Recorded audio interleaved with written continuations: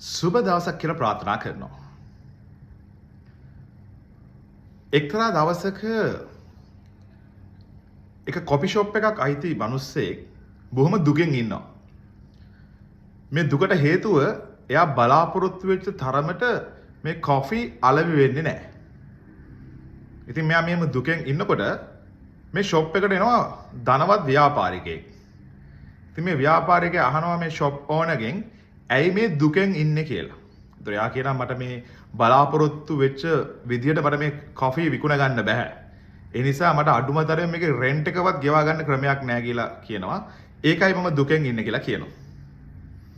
ඊට පස්සේ මේ ව්‍යාපාරිකයා මේ ධනවත් ව්‍යාපාරිකයා කියනවා ඔයා එළියේ බෝඩ් එකක් දාන්න කොෆි ෆ්‍රී කියලා.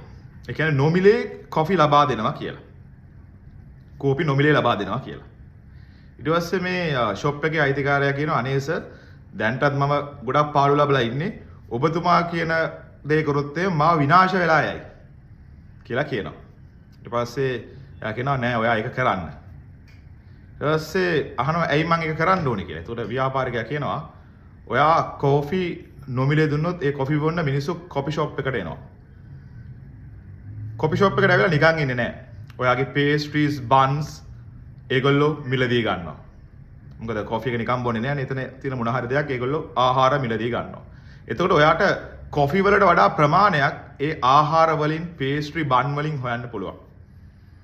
ඒ වගේම ඔයා මිනිත්තු කිහිපයකට Wi-Fi නොමිලේ ලබා දෙන්න. ඊට වඩා වැඩිපුර ඒගොල්ලෝ Wi-Fi use කරනවා නම් ඒකට charge කරන්න. ඒතර ඔයාට එතනිනුත් මුදලක් උපයන්න පුළුවන් කියලා කියනවා. ඉතින් මේ ව්‍යාපාරිකයා කියපු විදිහට මේ ධනවත් පුද්ගලයා කියපු විදිහට මේ කොපි ෂොප් එකේ අයිතිකාරයා මේ විදිහට නොමිලේ කෝපි ලබා දෙනවා. ඒතර යාට තේරෙනවා මෙන්න එන්න කස්ටමර්ස්ලා ප්‍රමාණය වැඩි වෙනවා.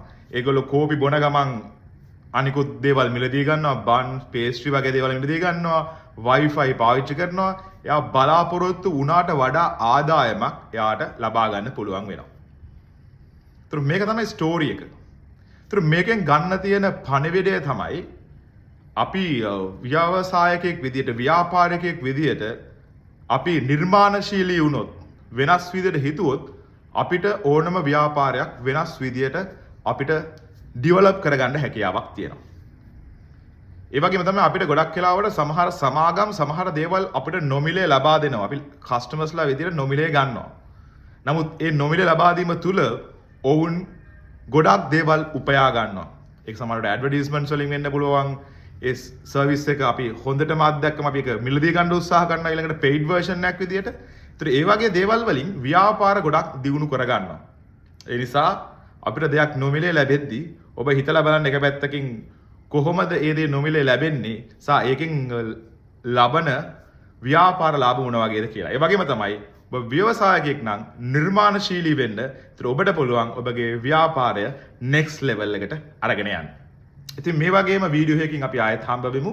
එහෙනම් ඔබට ජය ප්‍රාර්ථනා කරනවා.